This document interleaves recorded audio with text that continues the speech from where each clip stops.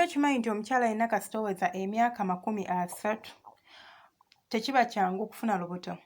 Kale abamu kirinza obbanguyira naye ate abasinga fe abakyala emibiri gyaffe gikyuka buli bwe tukula. Mbaniriza ku Senga 5256 mwebale kusubscribinga mwenna abapya mwebale twegattako ate abakadde mwebale nnyo bambi kwekuumirako temujjangooko. Mu vidiyo yaffe ya leero mbaleetedde ki? Njagala kwogera ku mukyala oyo ali eyo ng'onoonya olubuto.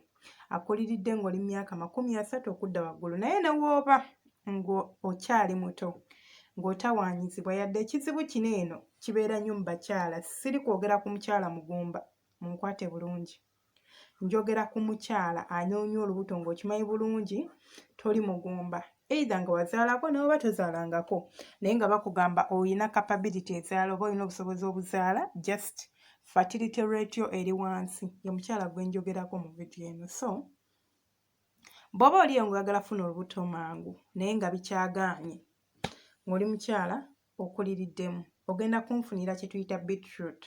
Beetroot simanyi mu Luganda ye bamuyita naye nga ogenda mu katale n'obagamba njagala beetroot bajja mukuwa n'atamanyi Luzungu amanyi nti ono beetroot. So teweeraliikirira, genda mu katale konna obagambe oyagala beetroot bajja mukuwa. Ngenda bateerawo ekifaananyi kya beetroot mugenda bamulaba waafaanana. So ogenda n'ofuna ekigundi ekyo kye tuyita beetroot, kifruit era abeera fruit. Beetroot oyo ayamba nnyo abakyala kubanga atuyamba okulwanisa obutazaala oba okulwanisa infertility oba okubeera nga olemesebwa okuzaala kubanga ayina kye tuyita antioxidants ezituyamba mu kintu ng'ekyo. Ate n'ekirala beetroot ono alimu nutrients eziyamba mu ntambula y'omusaayi mu mubiri gw'omukyala, nti asobola okuyamba mu ntambula y'omusaayi ogugenda mu nabaanayo okubanga nabaana esobola okuproduce ng'oba esobola okuleeta eggi eriri healthy kubanga tukimanyi nti oba oyagala omwana ebiseera ebisinga olina okubeera n'eggi eriri healthy kubanga nawe liba nga teriri healthy ne libeera fertilized oba enkwaso n'ejja n'erikoonako n'ofuna olubuto, birinza obutakubeerera birungi kubanga omwana oyo alinza okuvaayo naye nga luyongoyongo oba nga tatonze bulungi kubanga eggi lyennyini mu ntandikwa teryali tuufu oba teryali lijjudde obulungi. So alimu nutrients ezo ezituyamba. So ojja kunfunira beetroot wange ono gwe njogeddeko, omukolemu kye tuyita juice. Sooka omwozeeko bulungi, omuwaateko akakuta, omusalesale, omuteeke mu blender omukube ofune juice. Bw'ofuna juice oyo, juice osobola okumusengejja, ojja funa akagundi akasengejja kaffe, omusengejje ng'omugyamu blender. Kisinzira waliwo balina blender ezirimu obutimba munda ng'oteekamu muli n'okuba n'oggyamu biri ne bisigalamu, then eno ne wajja juice wo yekka. So ojja musengejja bulungi, onywera eglaasi ya juice eyo ku makya oba mu ttuntu oba akawungeezi wonna w'owulirira nga owulira oli okka okunywa juice oyo osobola okumunywa. Tekiriiko nti omunywa oba nga tolidde oba ng'olidde naye ate si kirungi kumuteekayo nga tolidde kuba mbagambye alimu ebirungo bye mbagambye, so liringa ddagala. So bw'oba osazeewo okumunywa ku makya waakiri oteekinga breakfast oba sooka olya breakfast olyoke omunywe. Bw'oba osazeewo okumunywa mu ttuntu awo era oba olina kye wataddeyo mu lubuto. So ssaawa yonna gy'oyagala, wabula kye nkwegayiriddemu kiri kimu nti tokisussa. Ne bw'oba owulira olwagala nnyo tokisussa. Eddagala lino bw'oliyitiriza ate si ddungi mu mubiri gwaffe. Ekintu kyonna in fact bwe bw'okiyitiriza tekiba kirungi. So ojja kunnyamba onywe glass emu olunaku. Nkugambye obudde bwonna bw'oba weewadde. Bw'oba wasalawo nti ogenda kunywanga ku makya, nywa ku makya. Bw'oba wasalawo nti ogenda kunywanga regulo, nywa regulo. Oba osazeewo w'owulirira emirembe oba w'owulira nti kati wano ndi okke nawo w'oba onywera. Wabula tokola ki? Tokisussa. Ojja kunywera glass emu buli lunaku paka w'onaalabawo enjawulo kubanga ojja kuba oddayo mu ddwaliro ne bakkeberako oba ojja kuba olabawo enjawulo.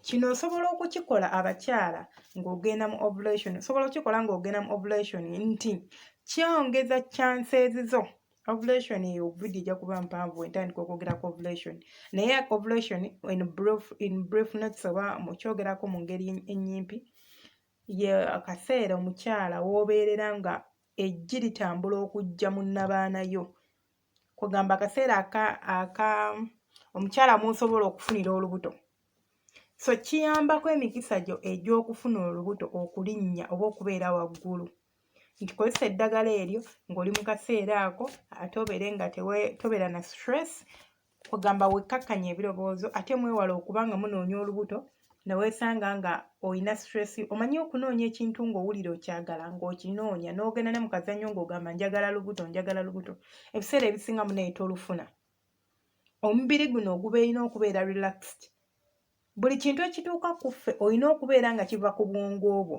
kubanga obwongo bwe bucontrolling omubiri gwo kati gwe weetekako ebirowoozo n'obeerako tension onoonya lubuto olunyoonya wano na wali munnange ebiseera ebisinga kituufu tolufuna ate olufuna nga tobiriiko so try always to relax mubeere so relaxed bwe muba mukola ebintu ebyo oba nga mugenda mu kazannyo oba nga onoonya omwana buli w'omanya nti ogenda kwegatta n'omwagalwa wo gezaako okwekkakkanya saagala obeere anxious saagala obeere awo ng'ogamba leero ndufuna kozesa eddagala nga bwe nkulagiridde nywa gundi waliwo ne supplements endala naye okuba olwaleero njagadde kwogera ku beetroot yekka supplements nnyingi zetusobola okukozesa so leero tusooke twogere ku beetroot era tugezese beetroot saagala vidiyo yaffe ebeere mpanvu kale ndowooza ngenda baleka awo mbagambye mwewala okweraliikirira oba okweteeka ku stress atalina kyabayamba kubeera talina kyagenda kuyamba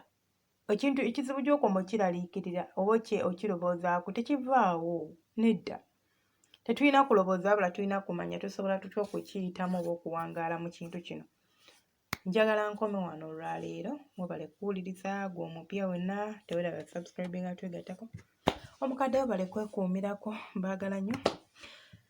mbaagala nnyo bantu bange bambe mwebale kunsapootinga ate gwe wenna ali eyo n'osanga akavidiyo kange kano gy'oba okasanze manya kava ku Senga face to face 6 jangu buzzi genda ku YouTube yo giggulewo genda waggulu teekamu erinnya Senga face to face 6 ojja kuba ofuna channel yange bulungi nnyo bw'ogifuna videos nnyingi eziriko ez'okwebuulirira eddagala buli kimu teweerabira subscribing kubanga ebirungi biri wano ku eno channel buli kimu ky'owulira ky'oyagala ojja kifuna wano kale Mukama abankuumire